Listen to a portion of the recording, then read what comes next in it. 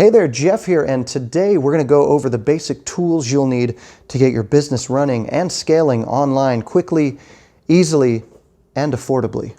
You could be larger than life, bigger than the world, living out the hopes and dreams of every boy and every girl. You know you could.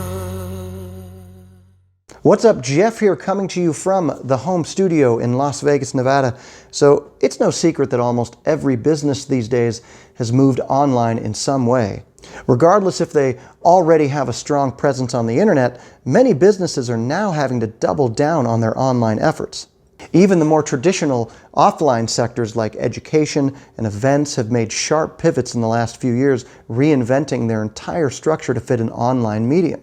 And while some would say the results have been mixed, a lot of people who haven't really had to worry about all of this tech in the past have suddenly had to learn to adapt pretty quickly and are doing the best they can with limited time to navigate all these new and unexpected technical challenges.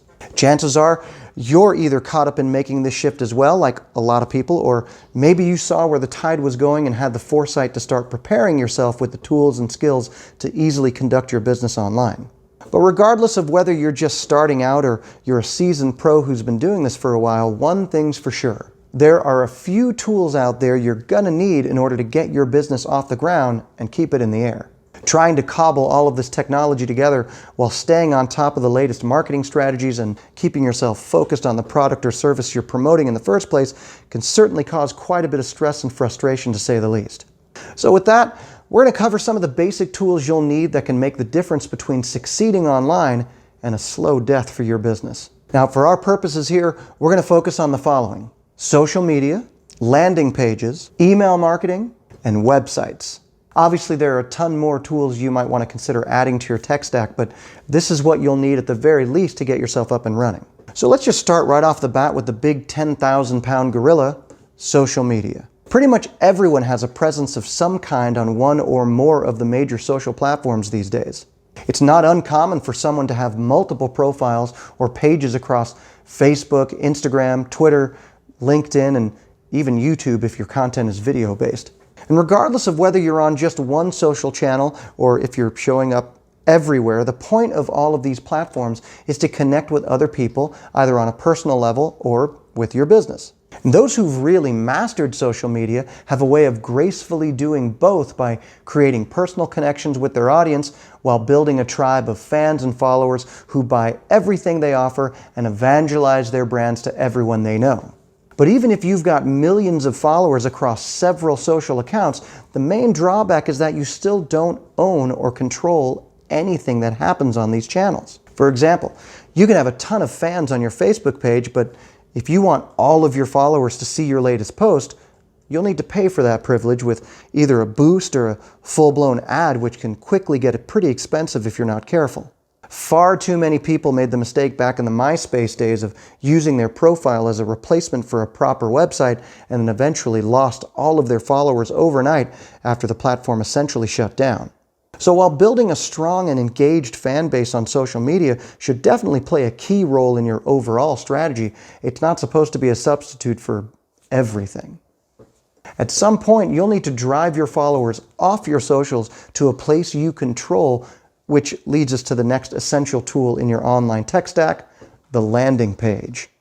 A lot of people would naturally think the most logical place to send someone after they've followed you on social media would be a website, right?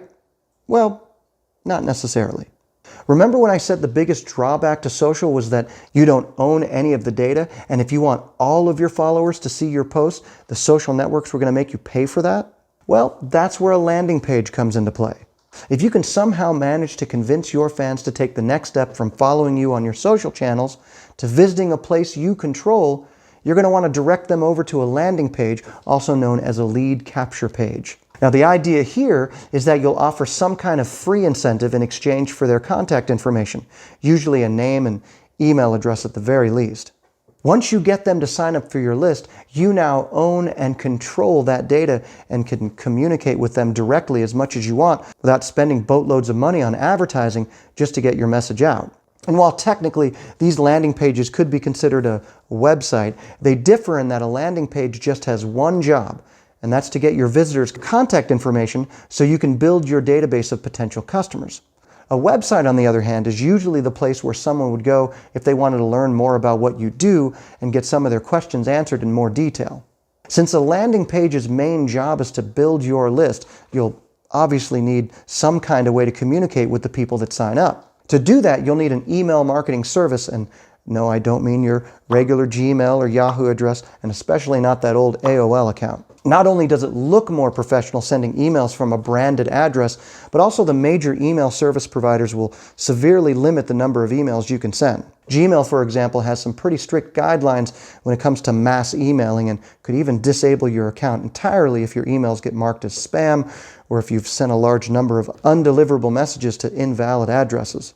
Basically, if your email ends in gmail.com, hotmail.com, etc., there's a pretty good chance that your mass email will never even make it to the inbox.